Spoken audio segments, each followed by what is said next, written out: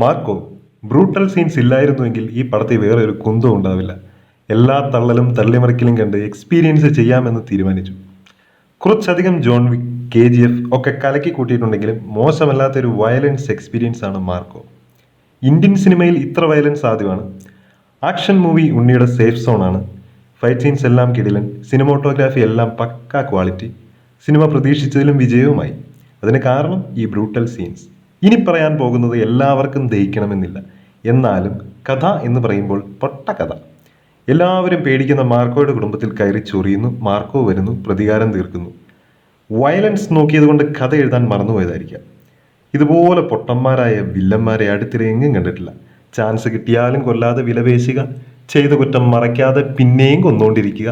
നായകൻ അതിലും പൊട്ടൻ, ചുമ്മാ ഇരുന്ന് ഫാമിലി ഫാമിലി എന്ന് തള്ളി എല്ലാവരെയും പടമാക്കി മാസ് കാണിക്കുന്നു. വില്ലന്മാരെല്ലാം അടിപൊളി, എക്സ്പെഷ്യലി അഭിമന്യു ഷമ്മി. നല്ല വോയിസ്, ഡയലോഗ് ഡെലിവറി, ആറ്റിറ്റ്യൂഡ്, പുതുമുഖമാണെന്ന് തോന്നത്തേയില്ല. നിന്റെ മുഖത്ത് പേടിയില്ലല്ലോ എന്ന് ഉണ്ണിയോട് വില്ലൻ ചോദിക്കുമ്പോൾ നമുക്ക് ചിരി വരും. തേനീച്ച കുത്തിയാലും ഉണ്ണിച്ചേട്ടൻ അതേപടി നിൽക്കും. അതിലെവിടെ എന്ത് മാറ്റം വരാനാണ്? ജഗദീഷൊക്കെ താനി അപ്പുക്കുട്ടൻ ഫീലായിരുന്നു. ഉണ്ണിച്ചേട്ടൻ്റെ ഫിസിക്, ലുക്ക്, ഫൈറ്റ് പറയുന്നവർ ആരും ആക്ടിങ് പറയാത്ത എന്താണെന്ന് ആലോചിച്ചിട്ടുണ്ടോ?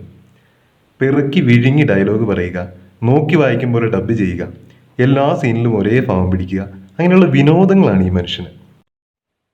പിന്നെ വീട്ടിൽ കയറി എല്ലാവരെയും കൊന്നുകൊണ്ടിരിക്കുമ്പോൾ പഴം വിഴുങ്ങിയിരിക്കുന്ന മാർക്കോ സിദ്ദിഖിന്റെ മരണപ്പാട്ട് കേട്ട ഉടനെ ചുരുട്ടും കത്തിച്ച് അലറി വിളിച്ചു പോവുകയാണ് പ്രതികാരത്തിന്.